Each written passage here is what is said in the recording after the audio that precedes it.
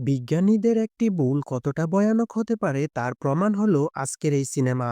গল্পটা একটি গোপন ল্যাবে তৈরি হওয়া দৈত্য আকৃতির সাপকে নিয়ে, যেটাকে তাদের নিয়ন্ত্রণে রাখতে পারেনি। আর এর ফলাফল এক ভয়ানক ধ্বংসযজ্ঞ। কয়েকজন সাধারণ মানুষ কি পারবে এই দৈত্য আকৃতির সাপের হাত থেকে নিজেদের বাঁচাতে? জানতে হলে চলুন ডুব দেওয়া যাক আজকের সিনেমার গল্পে। মুভির গল্প স্বল্প এক্সপ্লেনেশন চ্যানেলে আরও একটি মুভির এক্সপ্লেনেশনে তোমাদের স্বাগতম। গল্পের শুরুতে আমরা একটি আয়ারল্যান্ড দেখতে পাই, যেখানে বড় বড় গাড়ি ও হেলিকপ্টার যাচ্ছিল। এরপর লিন তার দুই সহযোগীর সাথে সেখানে আসে। এখন যখন ট্রাকগুলো রাস্তা দিয়ে আসছিল, তখন একটি সাপ ট্রাকের চাপা পড়ে। এর কিছুক্ষণ পর সাপটা আবারও জীবিত হয়ে যায়। পরের সিনে আমরা একটি রিসার্চ সেন্টার দেখতে পাই। এখানে কিছু বিজ্ঞানী সাপের উপর রিসার্চ করছিল। অন্যদিকে লিনার সহযোগী জানায় তাদের দ্বিতীয় এক্সপেরিমেন্টটাও ফেল হয়ে গিয়েছে। তাই তারা যদি তাদের রিসার্চ চালিয়ে যায় তাহলে মানুষজন তাদের উপর সন্দেহ করা শুরু করবে। সেই কারণে তাদের প্রজেক্ট বাতিলও হতে পারে। কিন্তু ডক্টর কিউ বলে যদি তাদের এক্সপেরিমেন্ট বন্ধ হয়ে যায় তাহলে তাদের অনেক বড় লস হয়ে যাবে। অন্যদিকে ট্রাকগুলোর মধ্য থেকে অনেকগুলো ছোট ছোট সাপ বের করে গর্তের মধ্যে ফেলে দিচ্ছিল, যেখানে কিনা হাজার হাজার সাপ ছিল। এরপর লিন রিসার্চ সেন্টারের ভিতরে একটি সাপ দেখতে পায়, যেটা তাদের রিসার্চের একটি ফলাফল ছিল। এই সাপটা ডক্টর কিউ বানিয়েছিল। লিন তাদের বলে এই এক্সপেরিমেন্টের জন্য অনেক কিছু করেছে, এরপরও এটার কোনো ফলাফল পায়নি।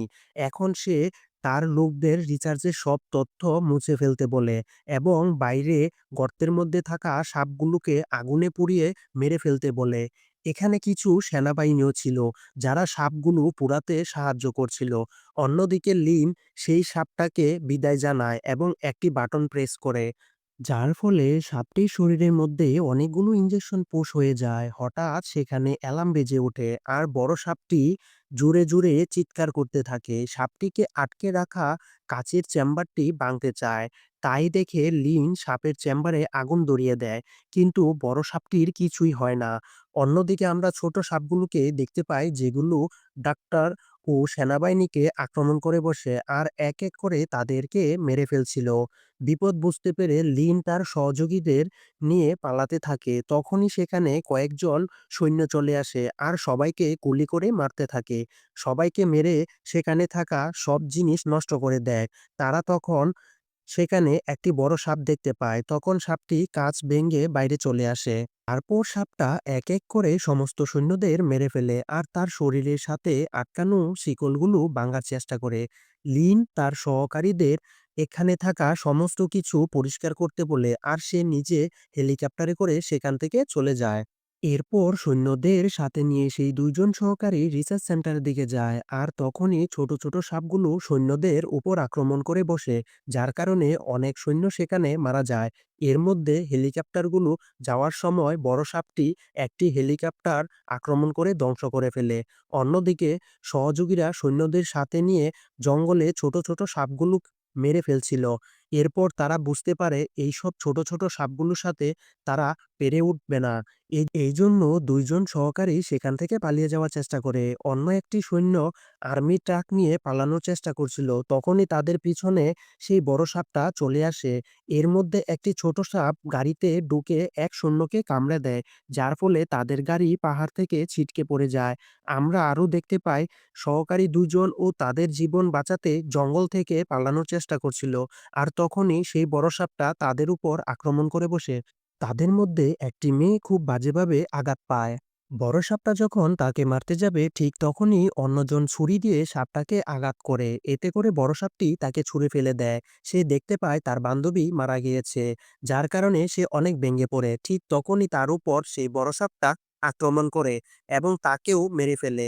এরপর আমরা দেখতে পাই দুজন সৈন্য নৌকার মাধ্যমে পালানোর চেষ্টা করে।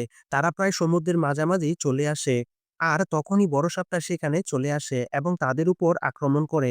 এরপর আমাদেরকে কিছু বছর পরের সিন দেখানো হয়। যেখানে সমুদ্রের মাঝে একটি বড় জাহাজ যাচ্ছিল আর জাহাজে থাকা সবাই অনেক আনন্দ করছিল। যেখানে আমরা ইয়ান নামের একটি ছেলেকে দেখতে পাই। কেউ লুকিয়ে লুকিয়ে ছবি তুলছিল। তখনই আমরা দেখতে পাই একজন লোক সেখানে থাকা একজন আমেরিকানকে মারছে। এরপর ইয়ান দ্রুত এসে সেই লোকটিকে মারে। এই সুযোগে আমেরিকান লোকটা সেখান থেকে চলে যায়। ইয়ান তাকে আটকানোর চেষ্টা করে, কিন্তু এত কিছুর মধ্যে লোকটা সুযোগ পেয়ে পালিয়ে যায়। তখনই ইয়ান সেখানে তার এক বন্ধুকে দেখতে পায়, যার নাম জো। ইয়ান পরে কথা বলবে বলে ওই আমেরিকান লোকটাকে খুঁজতে বের হয়ে যায়। কিছুক্ষণ পরে ইয়ান আমেরিকান লোকটাকে খুঁজে পায়। লোকটা ইয়ানকে কিছু বুঝাতে চেষ্টা করে। তখন সিঁড়ি থেকে একটা ক্যামেরা পড়তে দেখা যায়। ক্যামেরাটিকে নেওয়ার জন্য লি নামের একটি মেয়ে আসে। তখন ইয়ান মেয়েটির কাছে যায় আর নিজের অনেকগুলো ছবি দেখতে পায়। মেয়েটা ইয়ানকে বলে সে একটা ম্যাগাজিনে কাজ করে এবং ইয়ানের মতো একজন ফিট মানুষের প্রয়োজন। কিন্তু ইয়ান মেয়েটার ক্যামেরা থেকে নিজের সব ছবি ডিলিট করে দেয়। তখন মেয়েটা বলে সে যাকে খুঁজছে তার সন্ধান তার কাছে আছে। কিন্তু ইয়ান মেয়েকে ইগনোর করে সেখান থেকে চলে যায়। তখনই অনেকগুলো সাপ জাহাজের মধ্যে প্রবেশ করতে দেখি। সাপগুলো এক এক করে সবাইকে মারছিল, কিন্তু ইয়ান তখনও পর্যন্ত এই ব্যাপারে কিছুই জানতো না। হঠাৎ তাদের সামনে অনেকগুলো সাপ চলে আসে আর লি অনেক ভয় পেয়ে যায়। তারপর ইয়ান ও লি একসাথে পালাতে থাকে। তখন তারা এক লোককে জিজ্ঞাসা করে এখানে কি হচ্ছে, কিন্তু বলার আগেই একটি বড় সাপ এসে তাকে খেয়ে ফেলে। এটা দেখে ইয়ান ও লি আরো বেশি ভয় পেয়ে যায়। তাই তারা সেখানে থাকা জীবিত সবাইকে নিয়ে পালাতে শুরু করে। আর তখনই সেখানে বড় সাপটা চলে আসে। এটা দেখে সবাই আবার পালাতে চেষ্টা করে। ইয়ান একটি কুড়াল দিয়ে সাপগুলোকে মারতে থাকে আর সামনের দিকে এগিয়ে যেতে শুরু করে। সামনের দিকে ইয়ান আরো কিছু মানুষ দেখতে পায়। তারা সবাই মিলে একটি নিরাপদ জায়গায় যেতে চাচ্ছিল। তখনই তাদের মধ্যে থেকে একজন ধনী লোক ভিআইপি রুমে ঢুকে দরজা বন্ধ করে দেয় আর তাদের কাউকে ভিতরে আসতে দেয় না। বাইরে থাকা সবাই অনেক ভয় পেয়ে যায় আর লোকটাকে বারবার দরজা খুলতে বলে। তখনই ওই ভিআইপি রুমের মধ্যে অনেকগুলো ছোট ছোট সাপ চলে আসে এবং লোকটাকে খুব বাজেভাবে মেরে ফেলে। তখনই ইয়ানরা তাদের সামনে একটি বড় সাপ দেখতে পায় এবং নিজেদের জীবন বাঁচানোর জন্য সেখান থেকে পালানো শুরু করে। সেখানে একটি বৃদ্ধ লোক একটি বাচ্চাকে নিয়ে লুকিয়েছিল। অন্যদিকে ইয়ানরা ইঞ্জিন রুমে চলে আসে। ইয়ান সবাইকে বলে সাপেরা শুধুমাত্র তাদের শব্দের জন্য তাদেরকে খুঁজে পেতে পারে। এজন্য সেখানে থাকা সবাই মেশিনের পিছনে লুকিয়ে পড়ে, যাতে করে তাদের নিঃশ্বাসের শব্দ না শুনতে পায়।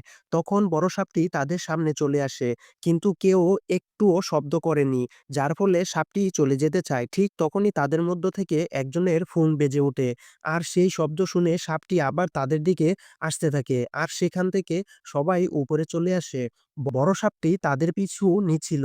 এজন্য সবাই ফ্রিজিং রুমে চলে যায় এবং সেখানকার দরজা বন্ধ করে দেয়। বড় সাপটা ফ্রিজিং রুমের দরজা ভাঙতে চেষ্টা করে, কিন্তু সে দরজা ভাঙতে না পেরে সেখানে শান্ত হয়ে যায়। তখন দেখতে পায় তাদের মধ্যে থাকা একজনকে সাপে কামড়ে দিয়েছে। এটা দেখে সবাই ভয় পেয়ে যায় আর লি সেখানে থাকা ওষুধ খুঁজতে থাকে। কিন্তু সে সেখানে কোনো ওষুধ খুঁজে পায় না।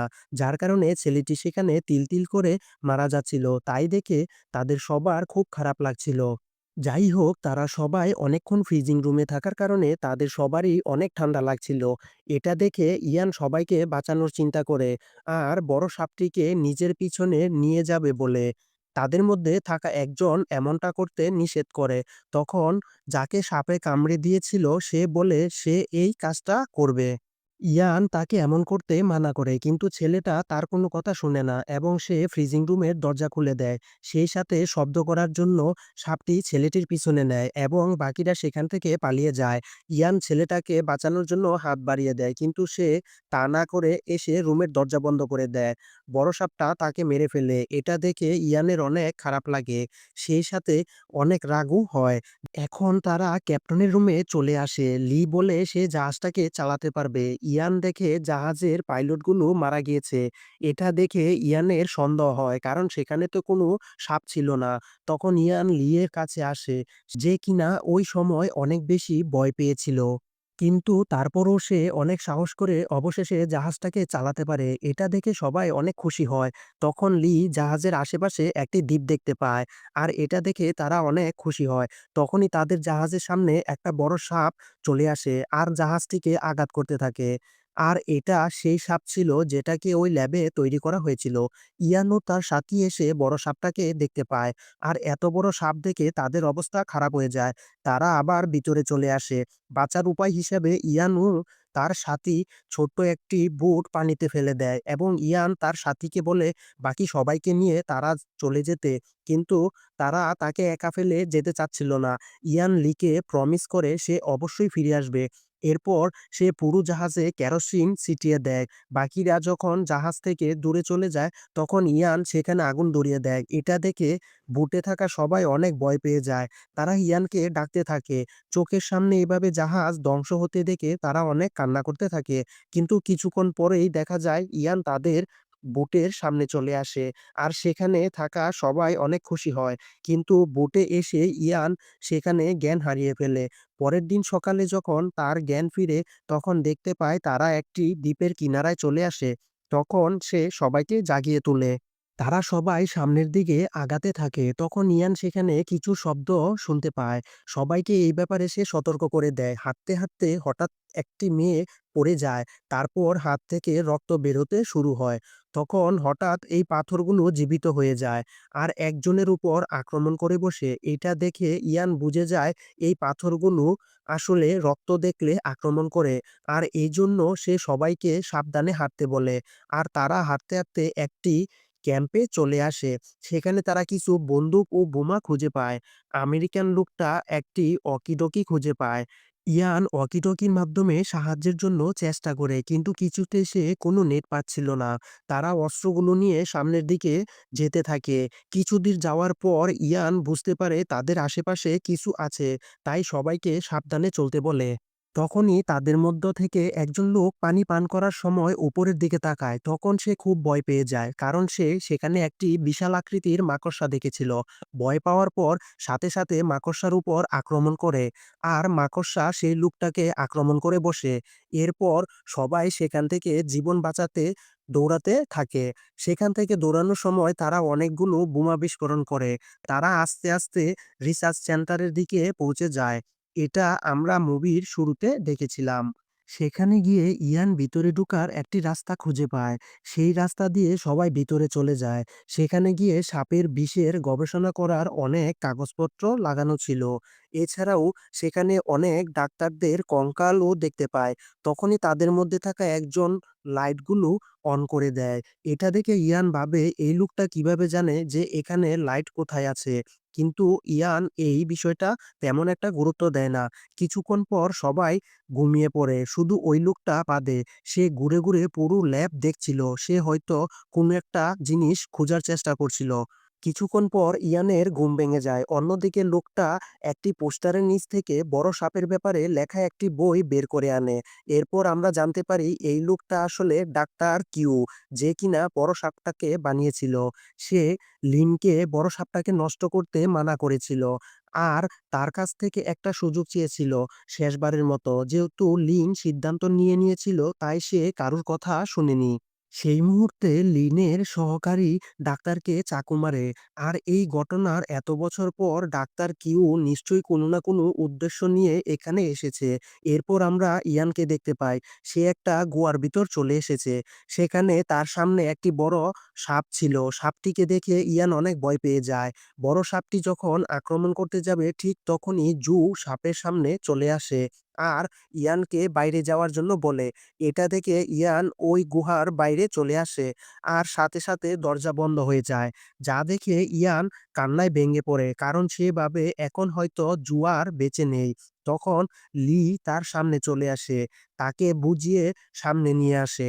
এই মুহূর্তে ডাক্তার ও সেখানে ছিল, কিন্তু তার আসল পরিচয় কেউ জানতো না। তখনই সেই ওকি-ডোকিতে সাহায্যকারীরা যোগাযোগ করে। তারা বলে কাল সকালের মধ্যে তারা সেখানে চলে আসবে। এটা শুনে সবাই রেগে যায়, কারণ তারা এখানে আর বেশি সময়ের জন্য থাকতে পারবে না। তখন ইয়ান বলে এখান থেকে যাওয়ার আগে ওই সাপটাকে মেরে ফেলতে হবে এবং সবার মৃত্যুর বদলা নিতে হবে। এরপর ইয়ান তার প্ল্যানিং বলে এবং সবাই ইয়ানের কথা মতো কাজ করে। এরপর ইয়ান জুকে গুড বাই বলে।